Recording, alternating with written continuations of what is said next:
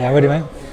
Okay, Blighty Boxing with Frank Warren and Queensbury Promotions. Pop down to the Queensbury iBooks gym, and who do we find? But the Wanderer. The Wanderer's here. I've wandered here, mate, from Ireland. I'm here. How's things, all right? Yeah, that's good. So I did see on social media that you joined up with the boys. Yep. First of all, tell us the thinking behind it, how it came about. Yeah, it's been in my mind for a while now, if I'm honest. I took myself over to Ireland to just get away from a lot of distractions, just try to better myself. My home life was, a few things were catching up with me back at home, so I just wanted to get out. Especially with this pro career and the pro game, I've only got one shot at it, so I just thought, I shut myself away, and sometimes the hard road ain't always the best road, do you know what I mean? And where it was locked down over there, I just found it hard, mate, do you know what I mean? I was by myself, I was living... Mentally, that's tough, isn't it? Mentally tough, mate, and I was spending a lot of money out there. I wasn't seeing my family, I was moving, I was living in some mad places, mate, honestly, some mad places, mate. I've been in some mad situations, so I wanted to come here before Christmas, but I thought, do you know what, I worked a lot with Pete and the team, and I thought, do you know what, I want to make my debut, suck it up, give back to Pete and say thank you, get my debut out of the way, and then made the move. And since I've been here, since I've been in London, I took this, moved to South London now, pardon me, South London, straight away. Yeah, so still away from my town, but I always go back to see the family, do you know what I mean? But I'm not there for too long, and I'm in a good place, mate. Do the streets of Luton carry problems for you in terms of you get sucked in with various friends and leading you astray? Do you know what it is? Listen, we're all normal lads. In boxing, 9 times out of 10, we're all council estate kids, we're all normal lads, and you see my house, it's an open home for everyone. So I could be upstairs, I come down, and my mum's the mum, giving everyone dinner, and I don't think to myself, see, some of these lads shouldn't be here. All it's got to do is, the wrong person's got to walk in by, and you just don't know what's going to happen, do you know what I mean? So it's just to keep the family sweet, and just listen, I get on with everyone, and I think true isolation for boxing is key, do you know what I mean? And to an extent. And then where it's an hour up the road. Yeah. On the weekends, I take my nephew out, take my mother out, and things like that. So it's lovely, do you know what I mean? But it makes sense. It makes sense for me, do you know what I mean? On the subject of the debut, you had a few false starts, didn't you? Oh, mate, yeah. I had so I supposed to make my debut March, March or May or something like that. Then it was obviously the pandemic. Then it was supposed to be June. Then there was medical things popped up, and I was going, oh mate, I started I was thinking, what's going on? Do you know what I mean? And then that's another thing. And then that was 3 days before my fight. And then, put out that dreaded message, didn't you? Sorry guys, I'm not fighting. Yeah, I had that, do you know what I mean? And then even the week, so I had to go back home, reset, come back to Ireland, start the year.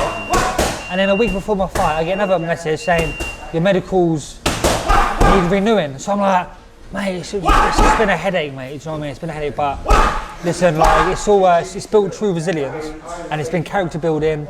I could have easily just gone to myself, do you know what, this is it. It's because the money and the time and the things I was putting myself through, man, daily over there was mad. Do you know what I mean? I did it all myself, do you know what I mean? Even with the medical stuff now, I just sucked it up, mate, do you know what I mean? I just got on with it, and I'll come through it, do you know what I mean? And it probably won't get any worse, will it? So, yeah, onwards and upwards, mate. Now, I'm over here, got my debut out of the way.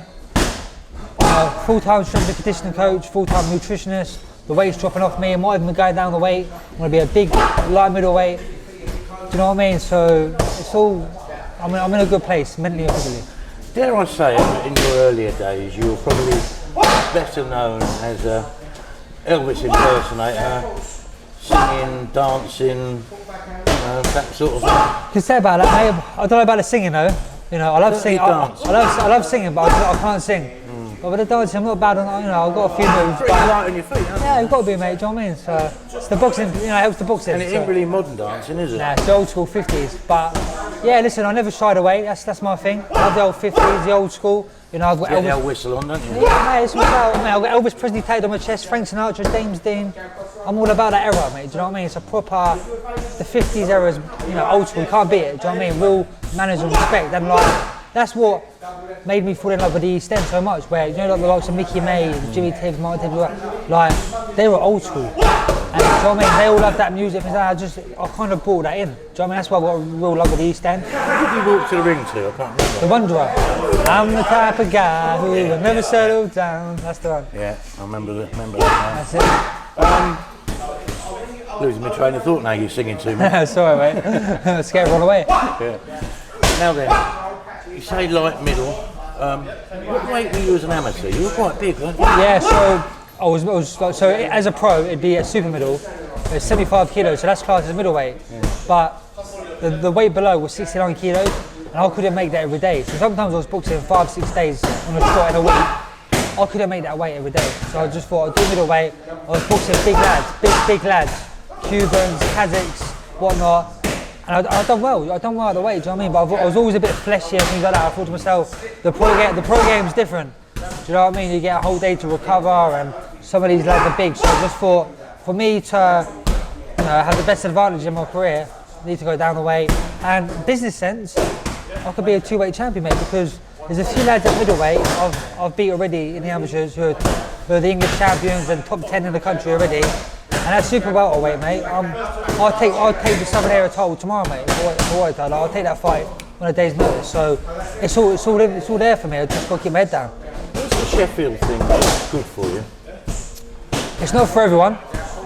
There's nothing up there, mate. There's nothing up there. But at the end of the day, it's strictly business. You're there to train or whatnot. But without the Olympic bonus on the end of it, do you feel like you've got full value out of it? Yeah, do you know what? Yeah, I always say, like, to kids coming up, right? Go on the England team and go on the GB because one, you get paid. If you're young, you're getting paid to do something you love, right? Yeah. And you're travelling the world and you're boxing the best in the world. You can't be that experienced. You know what I mean? And it's not even that. You ain't getting that anywhere else, are you? Exactly, and not even in boxing experience, life experience as well. Like, you meet all different cultures and whatnot. So I just think that any kid coming up through the ranks, try aim for that. Because I was always told I never get onto the England team. Turn pro at 18, move with this style. I was like, nah. Do you know what? England captain, turn Team GB. Olympics would be the icing on the cake. Pandemic come through. It's time to turn pro, mate, and take over. I just thought, just going to backtrack a little bit now, because when I lost my train of thought, we was having a conversation earlier about your ideal thing for building the Reynolds brand. Strictly come dancing, so it's got to happen.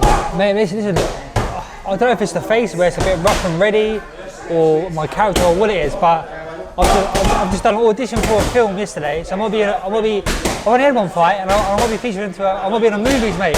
So like Luton to Hollywood, mate. Movie, it's mad, yeah. I'll be doing a bit of it's mad. I can't let too much out, but there's some big names in it. Do you speak in it? I do a bit of speaking. I've got a fighting role as well, so I'm buzzing. Well, I'll find out if I've actually got it in 2 weeks, but by the word, I should be sweet. Do you know what I mean? And Strictly's got to happen, isn't it? Strictly, mate. That'd be the icing on the cake, mate. I love that, mate. And like, I'm competitive anyway, so like I'll be like, I'm going in that to win that. Do you know what I mean? Can you imagine a kid from the state going on Strictly, mate, and we're just, I do that, mate. You know what I mean? All day long. Well, especially one with your dancing background, though, isn't it? I mean, you're not going in there under false pretences. Oh yeah. You are a dancer. You can say about that. My missus, she's the professional dancer. I'm just like, I'm one of them dancers who's like, I'm not even a good dancer, mate. It's just like, I've got to be out at it, learning every single day. I'm not natural, mate. I'm as stiff as a board. But in repetition. I've seen a few clips. Oh yeah, but that's about 10,000 hours of training, mate. Honestly, mate, I was taking over the boxing. I thought, you know what I mean? I was like, I need to get this. But yeah, listen, I've got a little bit of passion for dancing, mate. A bit of tap dancing, a bit of Fred Astaire. I love all that, mate. Well, when I tweet this out, I'll link Strictly in. Yeah, tag them up, mate. Tag them up. When's your next fight? I'm hoping me and Piers, we might be on the same show. I think it's going to be the 24th of June on NTK show. Hopefully it's in London. I'm hoping it can be the crowds. I can bring all the people from, who follow me, support me. I'm a ticket seller.